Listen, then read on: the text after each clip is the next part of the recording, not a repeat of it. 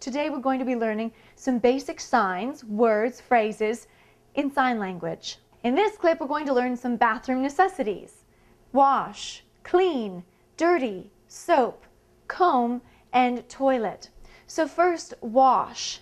If you're going to wash, it looks like you're scrubbing something. Wash. Wash. Are you either clean, like a surface is clean, clean, clean, or dirty? You take your fingers and you wiggle them under your chin. Dirty, sort of to signify that crumbs are falling off of your face. Dirty. Clean or dirty. If you're dirty, you'll need to wash. Soap. Soap. Soap. So you take your hand and you bend it slightly and move it back towards you. Soap.